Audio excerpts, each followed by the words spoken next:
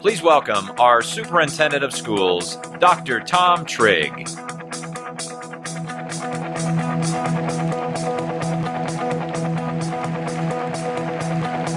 how can you not be psyched after that? Man. Hey, good morning and welcome to the 2013-14 school year.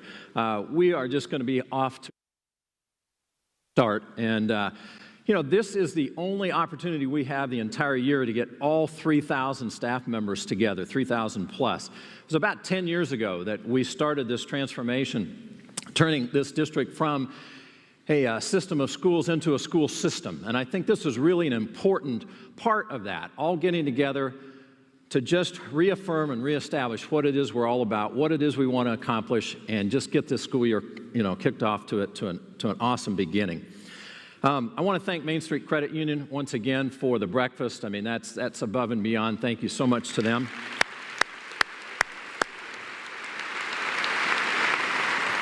And a group that goes overlooked a lot of times is the staff here at CORE. And let me just mention that they had an International Global Leadership Conference on Thursday and Friday they hosted. They've had numerous services over the weekend. They've turned everything over and around for us this morning. So Sharon, you and your entire staff, thank you so much for all that you do for us.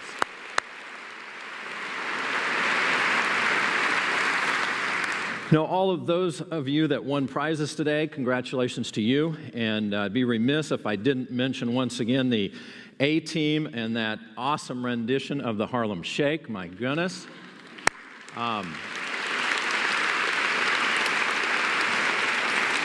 Phoebe Lewis, I did not know you had that in you. My goodness, a lot of people were up there in costumes and masks, but I mean, there was Phoebe. I knew who she was. I mean, that was awesome.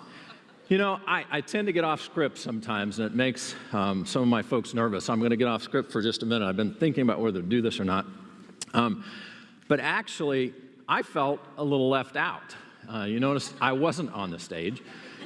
And I want you to know that was not by choice.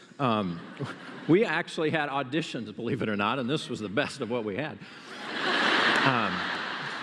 So you can imagine how my audition must have gone. But, we got the drama and speech coaches from the various high schools, and we set up in a gymnasium, and we had to parade in front of them and do our thing. And quite frankly, I think I got the shaft. I really wish that I had a copy of that audition tape, and you could make up your own mind whether or not, I should have been up here. But I guess, what? Mark, you do have that? Hey, my best Jay Leno impersonation, whatever. Let's roll my audition, and let's see what they think about whether or not I should have been a part of this.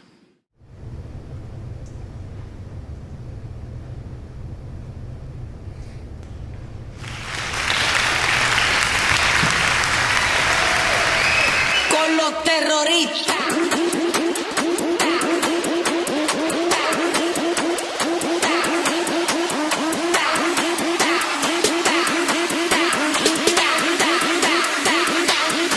The Harlem Shake.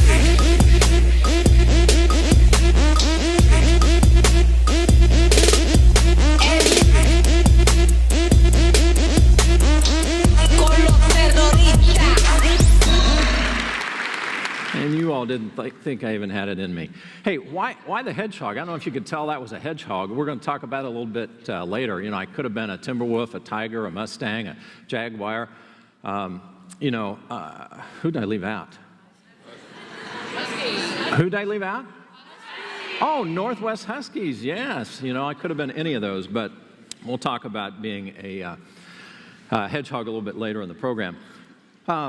I hope you all had a great summer. I hope you had time to refresh and relax and rejuvenate, reconnect with families and friends. A real quick Trigg family update. Julie and I had a chance to celebrate our 36th wedding anniversary in Baltimore, Maryland. So Julie, wherever you are out there. It was fun to be away a little bit. Our oldest daughter, Mandy, is expecting our first grandchild in about 2 weeks. So we're excited about that. In fact, my phone is on. And if I should get a call, I will check to see just in case, because I'm hoping they'll call us as soon as that blessed moment would arrive. Our middle daughter, Whitney, people seem to be mostly interested in her and her menagerie. And I will mention they still have their 3 dogs. And you might be thinking about Walter, their mastiff, because he is recovering from a little bit of surgery right now. Horse-wise, I think she sold one and bought another one, and I think one of them's expecting here not too long, and so, she continues that to be involved in that hobby and is doing really, really well. And then our son Aaron finished up graduate school, and he actually is gainfully employed for the first time in his life and the first time in our lives, and we're excited about that. He's the athletic director and basketball coach at Rancho Solano Prep School in Scottsdale, Arizona. So we're excited that he has that opportunity.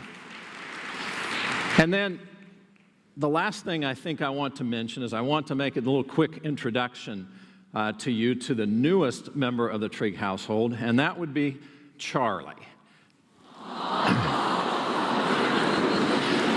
Charlie, yes. Charlie is about 14 weeks old now. Charlie is a Cavachon, half Bichon and half Cavalier King Charles Spaniel. I think we have one of Julie's co-workers to thank for that. Should I give a name or not? I won't.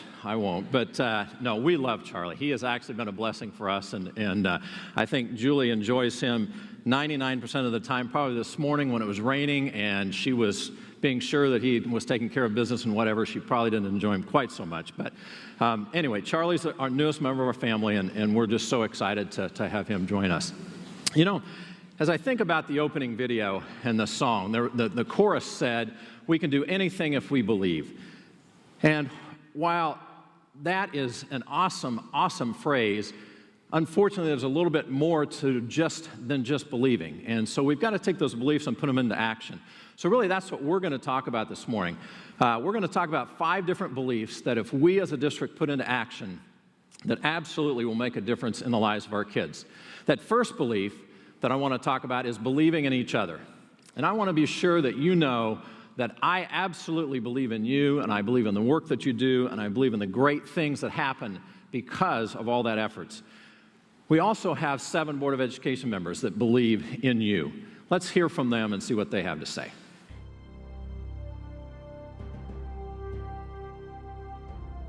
I believe our staff is changing the world, and we're doing it one child at a time.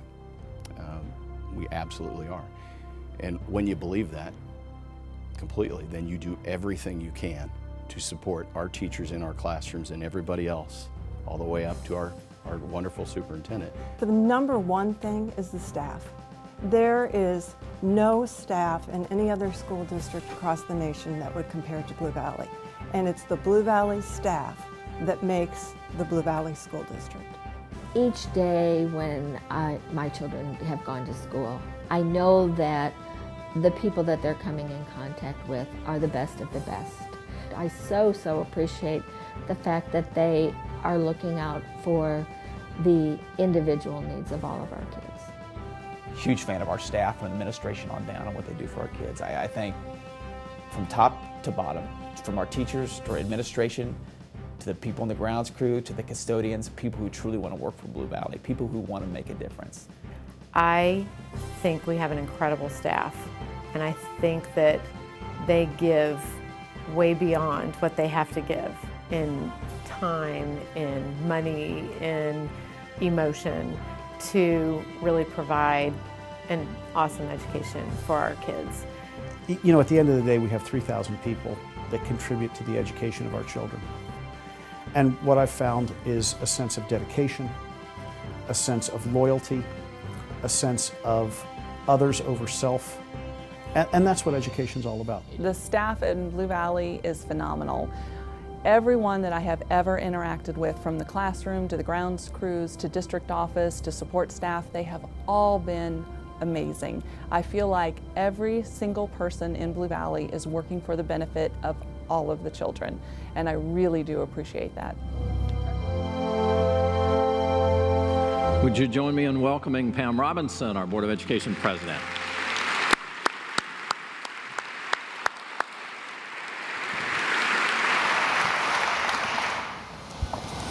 Good morning. It's my honor to greet you on behalf of the board. I'm joined this morning by three of my colleagues, Sue Matson,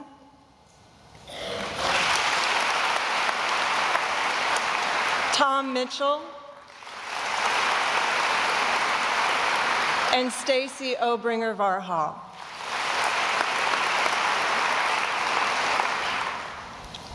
Tony Till had to be out of the country on business. Mike Seitz is celebrating his daughter's wedding in California. And Cindy had to be out of town with her husband for a meeting, so they send their regrets. We gather here this morning to kick off the school year and to celebrate you. You all make me very emotional. The communications team did a great job capturing the feelings of the board in the video that we just viewed. But the sentiments go beyond the seven of us. People from across the metro, across the state, and across the nation know the reputation, the outstanding reputation of the Blue Valley School District. Parents come from all over to enroll their children because they want the Blue Valley dream for their most prized possessions. You all contribute to fulfilling that dream. You are the success of the Blue Valley School District. Because of your commitment to this district, our schools are the tops in the nation. Our community is a great place to live, and our students are prepared for their next journey in life. I believe a strong public school education is a gift from a community to its children. When our community opens that gift, each and every one of you are the treasure that's found inside. Please remember how much this community values, respects, admires, and appreciates you. Thank you for all that you do for the students of our district. Thank you for making Blue Valley the place you choose to work. Together, we will enable each child to be more than he or she ever hoped to be. Thank you, and have a wonderful school year.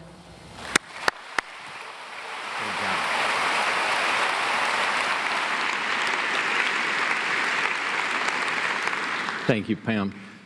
You know, one of the things that I believe will continue to define us as a great school district is our quality staff. And we hire only the best. If you're one of the 335 new employees that have not yet attended one of our opening celebrations, in other words, you've been hired within the last year, we'd like for you to stand so that we can welcome you officially to Blue Valley.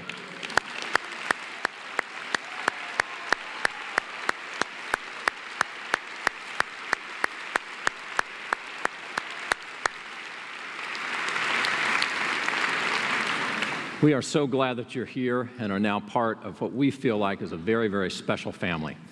You know, if we were to ask our veteran Blue Valley staff members why Blue Valley is such a special place, I would hope they would say several things.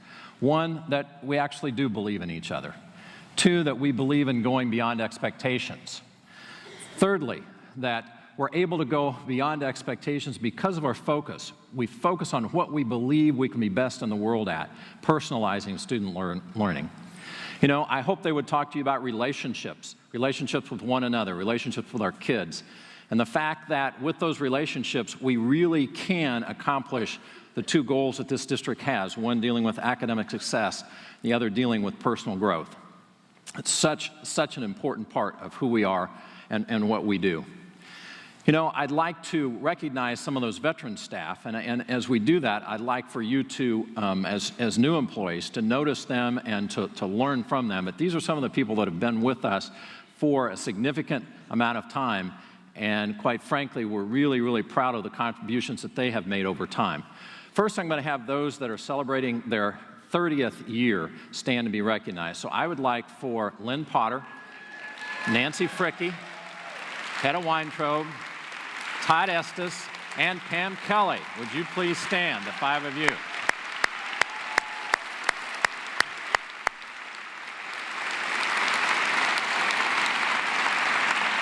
I'm actually going to ask you to stay standing because we're going to add a few to you.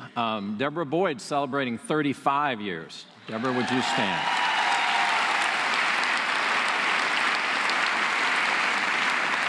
And then we have 27 additional staff members who are celebrating over 30, but not exactly 30 or 35. So would you 27 staff members please stand?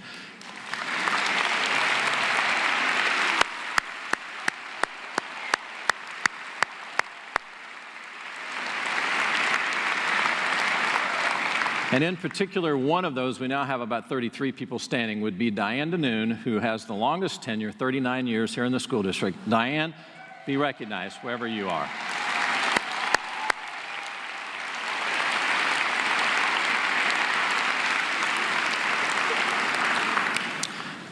You know, all of us have stressful jobs. You know, I see cars in the parking lot well before the bell rings. I see cars in the parking lots long after the kids are gone. I see coaches and sponsors outside working with kids in the heat. I see our construction crews. I see our technology folks. I see our maintenance and grounds folks out there.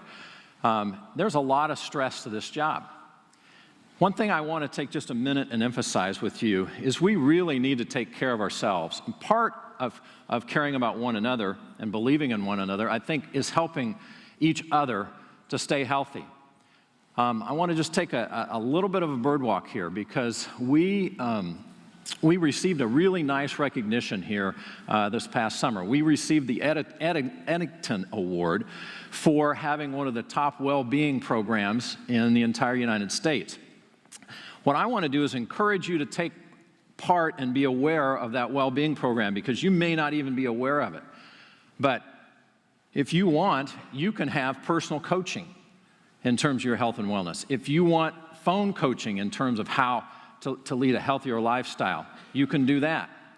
Folks, I think it's really, really important that we take care of ourselves so that we can do the very best job possible for our kids each and every moment of each and every day. I know it's not easy. I know it's not easy to lose weight.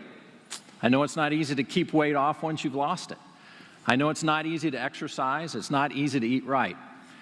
And there are all kinds of ways that we can, I think, motivate ourselves to do so. Just a personal story, I guess, for those of you that are maybe a little more left brain than right brain, which I am. I'm a numbers person. I like to write things down. I have begun using my FitnessPal and writing down everything I eat so I know how many calories I eat every day. And then I balance that out because I've got one of these little things that I carry around, and I'm not going to promote a particular product because I know Jawbone's got an up and Fitbit's got a something, and I'm sure Nike's got a something and whatever. But for those of you that are numbers people, this little thing calculates every step I take. It calculates the number of stairs that I walk. My goal is 10,000 steps every day. Let me give you an example of what kind of numbers person I am. Last night, about 10 o'clock, I was at 9,675 steps. So I decided I'd better go out with Charlie for a little bit, walk around so I could get my goal at 10,000. Would really those last few steps have mattered? No, but that's my goal, and that's what I want to reach each and every day if at all possible.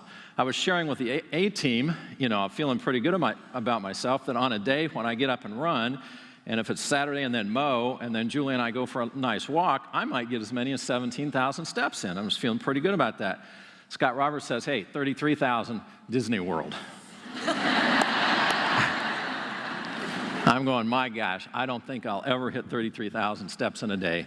But anyway, we really do want you to take care of yourself. Some of you might be wondering, why is he saying this? Some of you might be thinking, hey, it's probably because if we all get more healthy, our health insurance rates will stabilize or go down. Well, there's some truth to that. Some of you may be thinking, well, he's doing that, just because he knows that I'll do a better job in the classroom or in my job. And there's some truth to that. But the reality is, and we talked with Dr. Eddington about this when he came to present the award, is really the reason is because we care about you and we care about one another. And we want you to be healthy and we want you to have a better lifestyle, each and every one of you. So if I can motivate you in any way at all, to start walking, to start exercising, to start eating right, eating better, whatever, then this last 3 or 4 minutes has been worth it. And I really hope you will take advantage of that well-being program that we offer.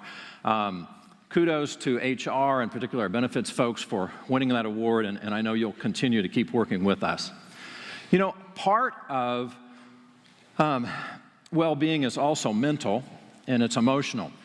And we have a group that has, I think, personified that, because your emotional health, I believe, is always amplified when you do for others, when you give outside of yourself. And we have a group that got together and saw a need in the community and put together a program that's so exciting, and we want to share that with you right now. This is dealing with the group Harvesters that I'm sure you've heard of before.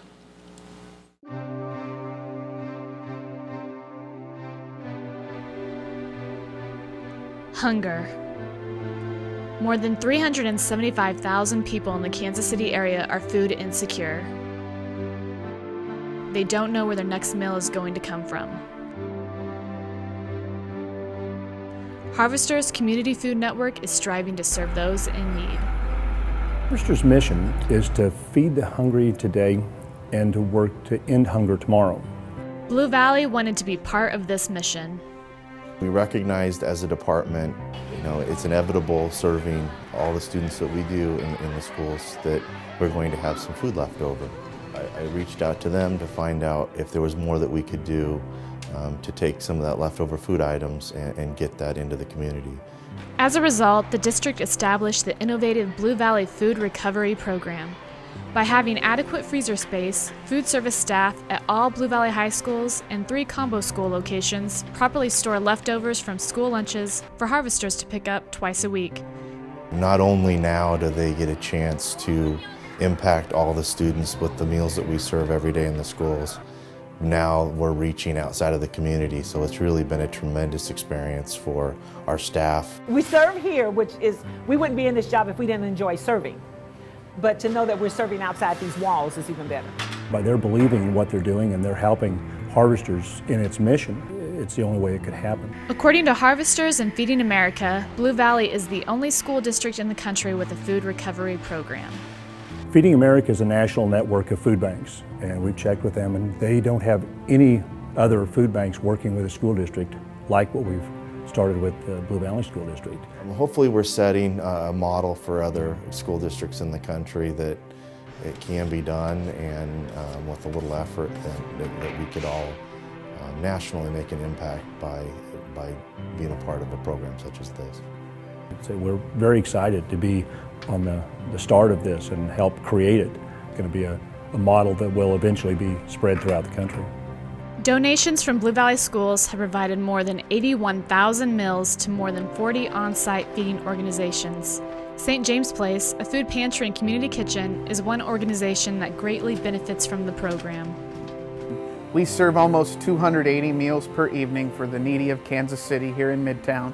It's important that Blue Valley has stepped forward to say, we do want to do something, and so it's a great partnership. The program is an excellent example of staff members having compassion for and responsibility to the community. Staff modeling how to be responsible and caring citizens is just another way to help students experience an education beyond expectations. We hope by starting this program that it's recognized in the community and that our students see the impact that's being made, and that they can recognize the fact that it's something that they can also be a part of. To let them know that we as a kitchen staff is also doing some type of community service and give it out to others. To all those who are involved in this partnership in Blue Valley, I want to say thank you on behalf of everyone who has received the generosity that they have given. These things make a difference in people's lives.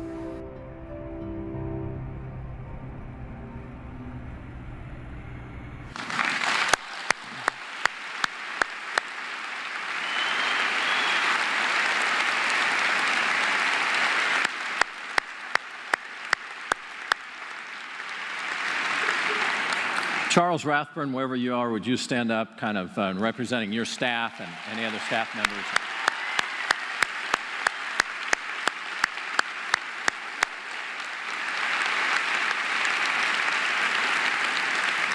Isn't that awesome? The only school district in the entire country that has a food recovery program like that. I mean, that is just, talk about innovation, talk about creativity. That is so awesome. And every one of you is a part of that program. Probably weren't even aware of it, but thanks so much to the food service staff and all that. You know, we support our community like that in a number of ways, but our community also supports us. They support us in a number of ways. And what we want to do is be sure that we reach out and thank them and recognize what they're doing for us, particularly in terms of things like passing bond issues, things like providing financial support for us so that we can do the job that we want to do. You know, back in February of 2012, we had a bond issue that was passed. That's enabling us to do things like technological upgrades. It's allowing reinvestment in our existing facilities. It's allowing us to put the Early Childhood Center together that's going to open next fall. We'll be celebrating that probably a year from now.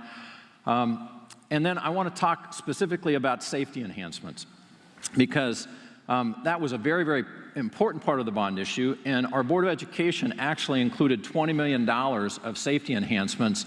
And, you know, to put that in perspective, that was well before the tragic events in Newtown, Connecticut. Our board had the foresight to know that we want to continually be working on creating the absolute safest and best environments possible. Things like entryway reconfiguration.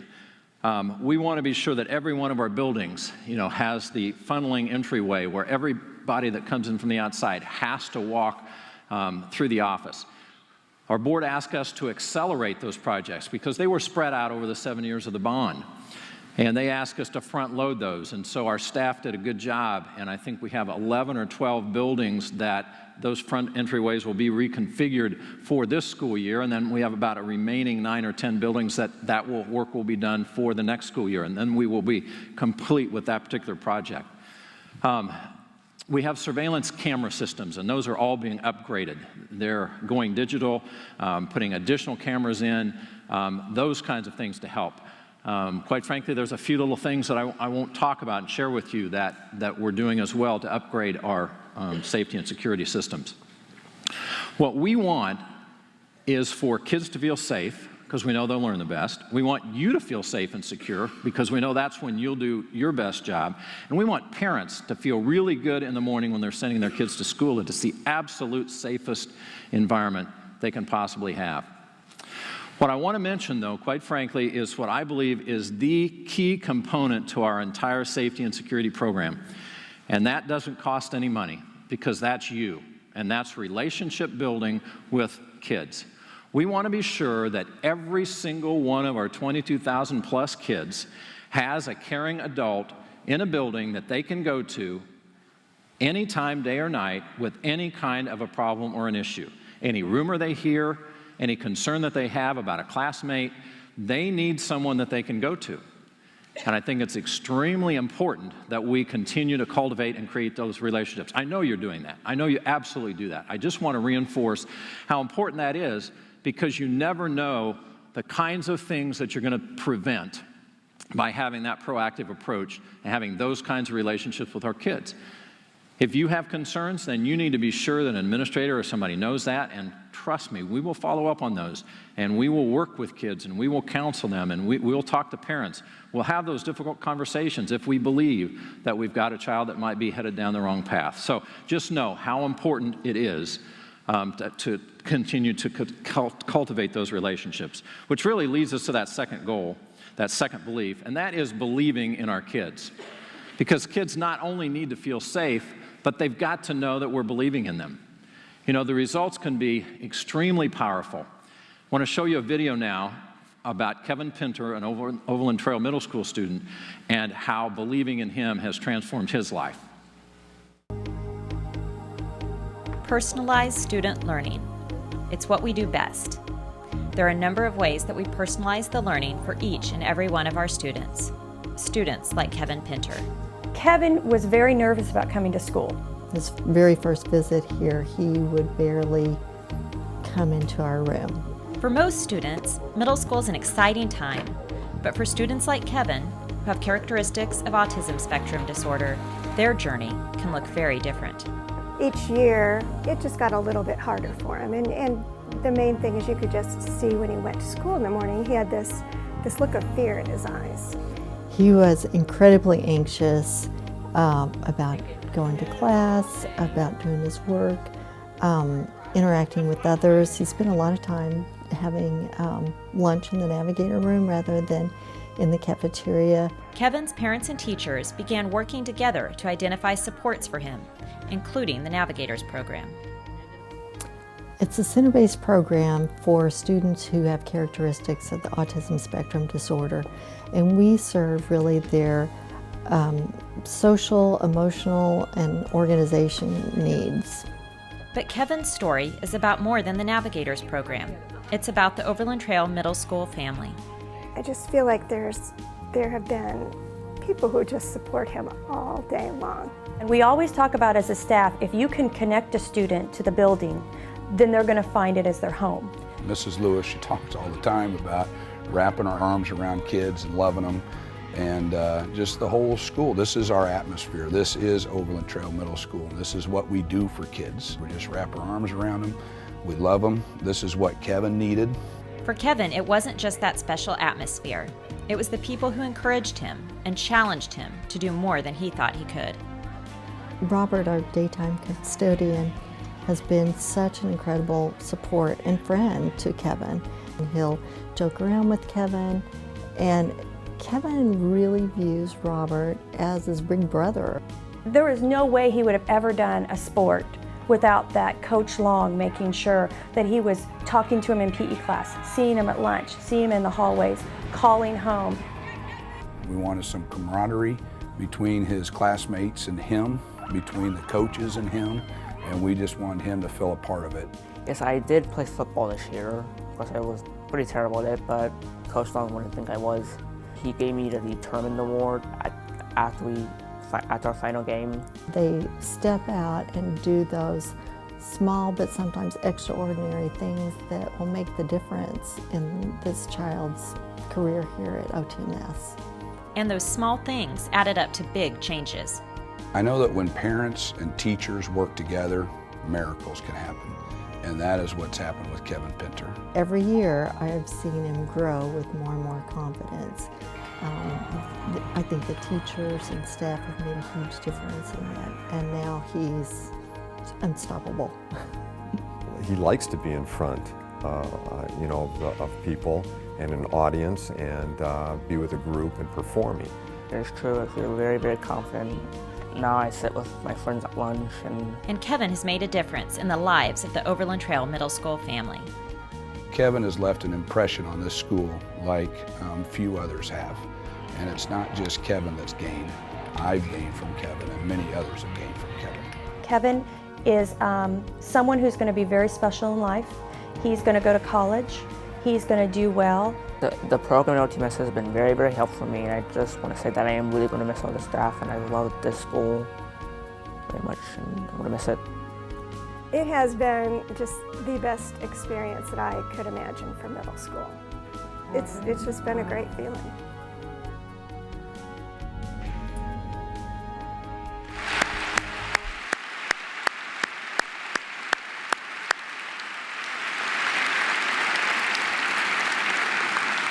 You know, every year I challenge you, in addition to being a sounding board for kids and being a caring adult for every single child, knowing and identifying kids like Kevin, and I'm not talking just kids with special needs. I'm talking kids in the middle. I'm talking about high flyers.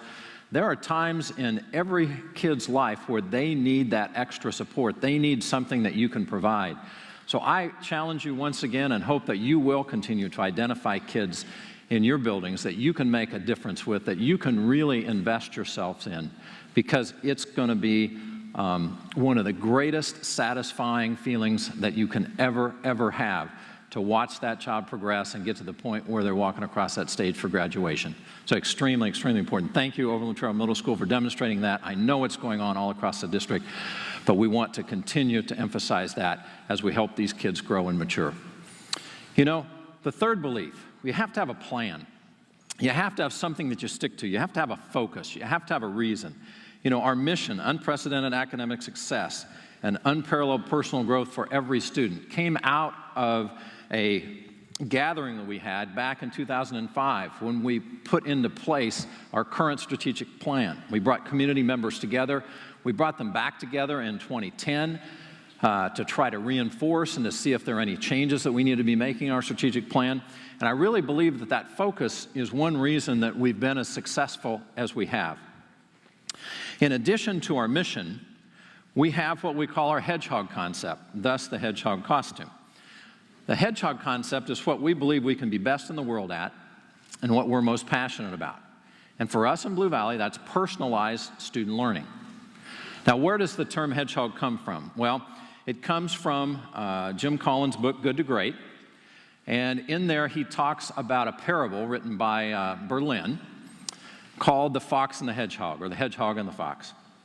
And basically what he talks about is you've got a creature, the fox, who is very, very agile, very quick, interested in everything, just focuses here and then here and then here and then here, and you never know at the end of the day really where that fox is going to end up. Contrasted to the hedgehog, the lowly hedgehog, who has basically one main focus, one big idea, one thing that's so important and all-consuming that that's how they live out their life. And that's what we want to do in terms of our hedgehog, in terms of personalized student learning. We want to know that we're providing that type of education for each and every one of our kids. Thus, our district's hedgehog. Extremely important that we do that. You know, if we're going to have a goal like that, we can't just do it all at once. It takes a little bit of time. You know, you have to plan for it. I want to talk for just a minute, and I'm going to steal some things here, quite frankly, from Tenny Dewey. Where's Tenny? Tenny out there someplace. Northwest Husky. I have the opportunity every year to attend actually 7 different graduation ceremonies. And over the years, I have heard outstanding graduation speeches, sometimes from kids, sometimes from faculty members, whatever. This last year, one of those speeches was given by Tenny Dewey. And I'm going to summarize, and quite frankly, I won't be as articulate as Tenny. I won't be as humorous as Tenny. I won't impersonate Arnold Schwarzenegger the way that Tenny did. By the way, if you want to view that, I'm sure it's out there on YouTube someplace. It was that good. But basically what Tenny did is he gave 3 quotes. He talked about a quote from Albert Einstein that says, "Imagination is the beginning of creation." Think about that for a minute. Imagination is the beginning of creation. Then he had a quote by Arnold Schwarzenegger. It says, "See your goal and daily go about doing things to live into that vision." See your goal, daily go about doing things that live into that vision. And then he had a quote by Jim McKay, where Jim McKay was interviewing Arnold Schwarzenegger and simply said, "Arnold, what are you going to do with the rest of your life?" So he took those 3 quotes and talked about creating a vision, and understand he's talking to high school graduates here, but I think it's appropriate for us as a school district, and probably for each of us as individuals, create a vision, decide what it is that you want to accomplish, and then in small incremental steps, daily go about making those decisions that are going to get you where you want to go. Because then, ultimately, what's going to happen? You're going to look back and you will have accomplished and have achieved what it was you set out to do. Sounds really simple. Obviously it's not, or we would all do it to a much greater extent than we currently do. But I want to thank Tenny for those comments and that send-off, and for, I didn't ask his permission, so maybe I'm doing that now, or maybe asking forgiveness, for using that as an example, because I just thought that was an awesome way to talk about our hedgehog and our focus and how we have to break it down into these small incremental steps to basically accomplish what it is that we're after. Fourth belief. We've got to believe that we can overcome challenges, because as we know, this sea of change that's going on out there in education is not smooth waters. There's a lot of rough waters out there. You know, we are really ending an era. We're ending the era of the Kansas State assessments, which, quite frankly, as you know, we've just kind of blown the top of those off of those for years. And we're entering this, you know, Kansas College and Career Readiness era. Some people call that the Common Core. Standards are being raised. The type of assessments that are going to be given are going to be very different. You know, teaching and learning is going to have to change the way that we embrace the things that we've done for so long. That's one of the challenges that we're going to have to be able to overcome. Secondly, we continue to have budget issues, quite frankly. I'm not going to dwell on this, but unfortunately, the revenue from the state of Kansas that flows towards education continues to either maintain or decline.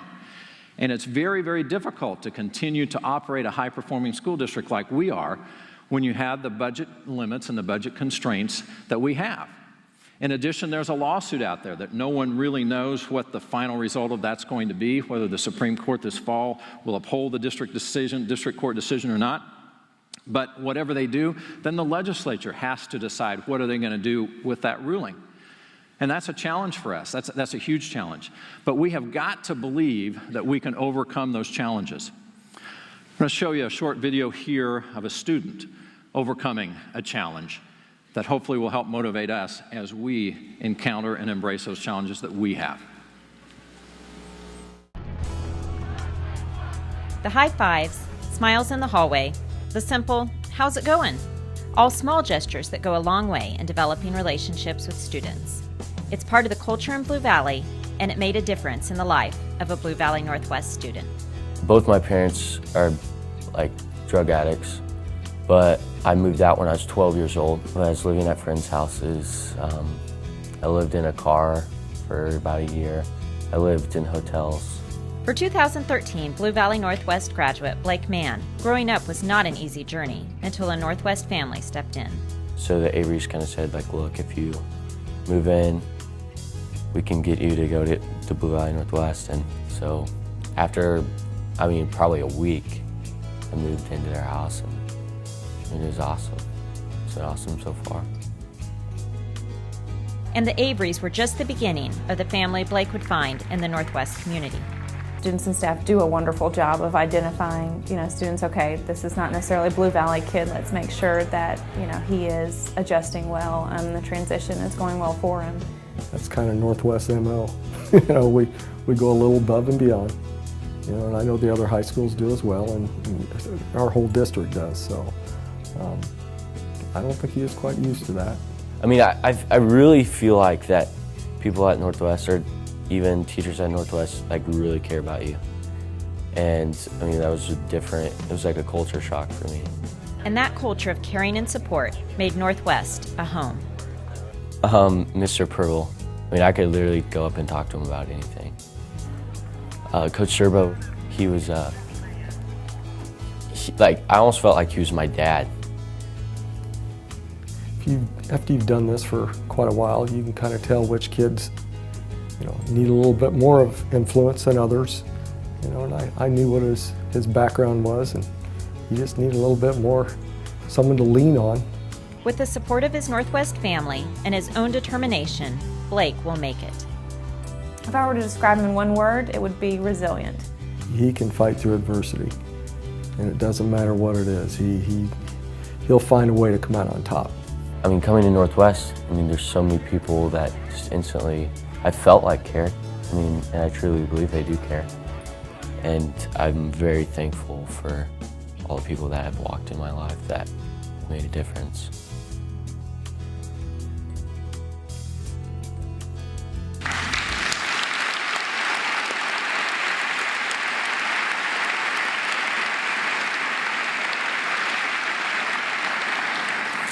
You know, Blake's a good kid that took control of his destiny. You know, he had a school family that obviously helped him get there. I'm happy to share that Blake's headed to Missouri State, going to major in biology and pre-med, and he's going to play football for the Bears.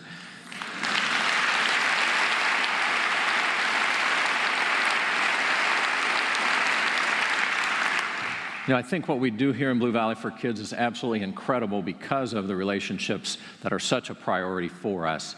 And I just encourage you for the third time to continue to build those relationships because they're so important. You know, that's one of the reasons that I truly believe this is absolutely one of the best school districts in the entire country. I think you also know that I'm pretty big on external validation. So let me just share with you 3 or 4 reasons why I really believe that you're a part, that you are one of the absolute best school districts in the entire United States. Let me start with this ending of an era and this retirement that we have of AYP. And just remind you that over the 10 years of AYP, there was only one district in the country that made AYP at the district level, at every building, at every grade level, and at every subgroup, each and every one of those 10 years. If that doesn't qualify as evidence that this is one of the best districts, if not the best district in the country, I don't know what does. Any district over 20,000 students, we were the absolute only one. Secondly, okay,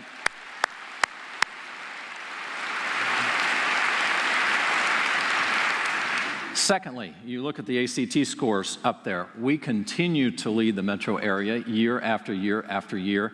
And what's so impressive and really isn't indicated is the fact that we have more and more kids taking the ACT every year.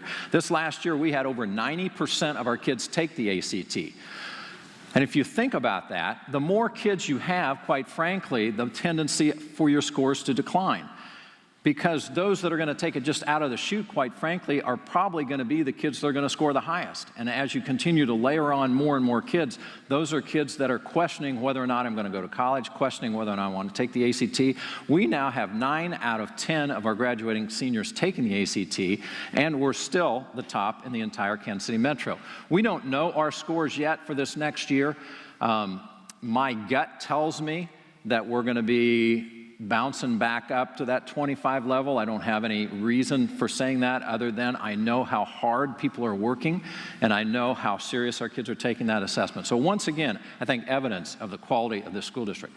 I want to talk about advanced placement just real quickly because once again, we continue to have more and more kids taking advanced placement courses and taking advanced placement tests. And even though we have more kids taking them, if you'll look at what's happened to our average score over the last 3 to 4 years, you'll see how much it's improved. You compare this with districts across the country, once again, we compare very, very favorably in terms of our advanced placement scores. So we're doing some awesome things academically. I've already talked about Goal 2 and personal growth and the unbelievable things that are happening. Now on the academic side, we come alongside and I think we're just backing it up. Fourth thing I want to mention, and I think this is really interesting. There are 4 or 5 different publications out there now that publish best high schools lists. And by the way, I would be remiss if I didn't say this. I know you know this, but we're talking a lot high school here. Folks, these things don't happen in high school if our middle schools, our elementary schools, and quite frankly, our preschool program doesn't do the job that it does. I mean, this is pre-K through 12 stuff. This is not just high school stuff. It just happens to be that the evidence is easier to compare when we get to the high school. Some of these publications, quite frankly, use different methodologies, and some of them to the point that our schools don't even qualify to make the list, for example, because our poverty level isn't high enough. And so I'm just going to concentrate on 2 of them that we do qualify for, and it's possible. But if you look at the Newsweek's top public high schools list and the Washington Post's most challenging high school list, and once again you look at large school districts, districts that have 5 or more high schools, there is only one school district in the country that has all 5 of their high schools on the Newsweek list. There's only one school district in the country that has all 5 of their high schools on the Washington Post list. And then common sense would tell you there's only one district that's on both, and that's Blue Valley Schools. So give yourselves a hand for that.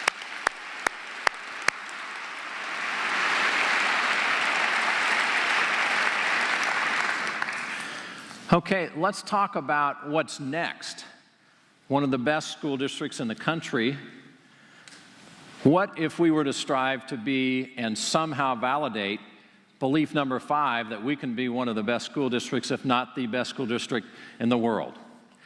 Now, I know some of you are thinking, oh my gosh, what in the world is he talking about? How can we ever know? But let's think about this for a minute.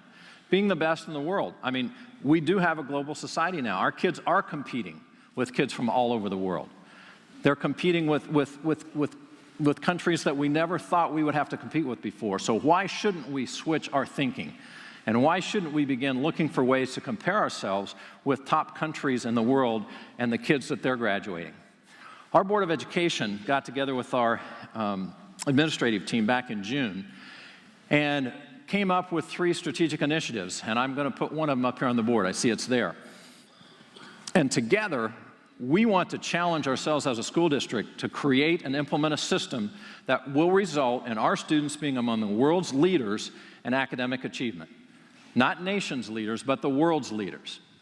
Now, how are we going to do that? Well, we finally have one particular examination methodology that we can use to compare ourselves. And it's the Program for International Student Assessment, the PISA program.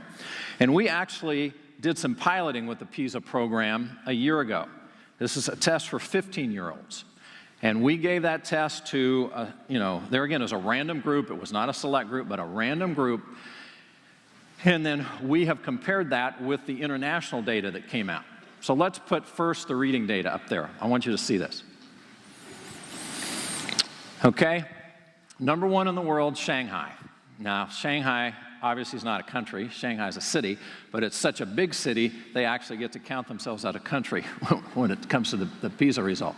Then Korea, and then Finland, and then that's where our kids finished, was 4th in the world when it came to reading on the PISA assessment. You come down about halfway and you see where the United States is. Not too bad, folks, not too bad. All right, let's put the next one up there. I think it's math.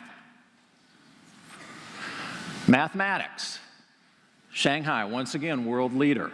Singapore, Hong Kong, Finland right above us, Blue Valley. And then you'll see United States has slipped. All right, let's put science up there. Science mirrors math pretty closely. Same schools pretty much right on top of us. United States comes up just a little bit, but we now have a metric. We now have a measure, folks, that we can use to determine, can we be the best in the entire world? And that's the challenge I'm putting out in front of us all. I mean, not only do we want to do well on our Kansas State assessments, not only do we want to do well on the national assessment, the ACT, but we want on this PISA assessment. Now, I honestly believe we have plans in place to take care of this, to help promote us, to help move us up to the top of that list. As we're making this shift to the Kansas College and Career Readiness, and that change that it's going to take in terms of the way we're teaching our kids, the increased rigor, the increased accountability, I think we're going to see improvements in all 3 of those measurements and those metrics. Here's basically what I'm telling you. You know what our short-term goal is? Who was right above us? Finland. Beat Finland. We are going to beat Finland. That's our goal. Okay, that's our short-term goal. What's our long-term goal? What's the hard one? Well, beat Shanghai. We got to beat Shanghai. Now, I don't expect a year from now to be sitting here, quite frankly, and us to have beaten Shanghai. I'm going back to Tenny Dewey's, remarks. What's our vision? What's our vision? Our vision is to get there. How do we get there? We go about daily doing those things, taking those steps that will incrementally get us where we want to be. So, we're running that marathon. Finland's a little bit ahead of us. That's the one we want to overtake. So let's beat Finland. Let's do everything we can to beat Finland. All right. Okay. Let me conclude with just a couple of thoughts. Every day you're delivering an education to reach each and every student that goes beyond expectations, without a doubt. It's all about unprecedented academic success and unparalleled personal growth for every student. That's what our strategic plan calls for. That's what our parents and community expects. And quite frankly, it's what each and every one of our students deserves. As we begin this 2013-14 school year, I think we can do anything if we believe in each other, we believe in our kids, we believe in our strategic plan, we believe that we can overcome challenges, and if we believe that we can be the best in the world. And I want to reinforce to you, there's no group of people that I would rather be with taking on this set of beliefs and this set of challenges. Have a great school year and enjoy the closing video, one of the highlights that we have each and every year.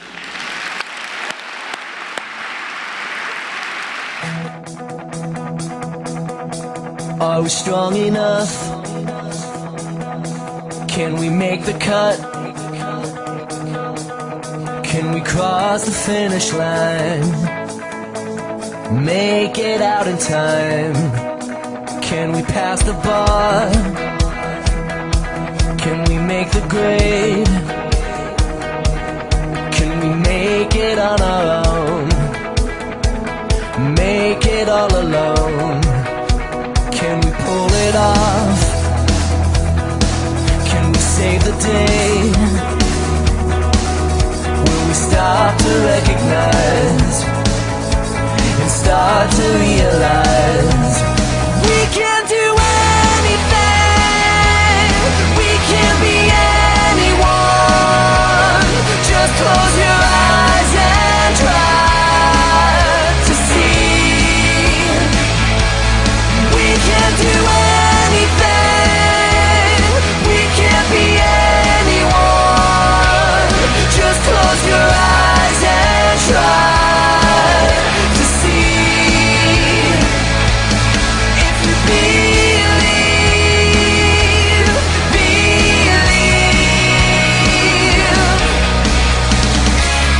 La la la la la la la la. La la la la la la la la. We can do anything, we can be anyone. Just close your eyes and try.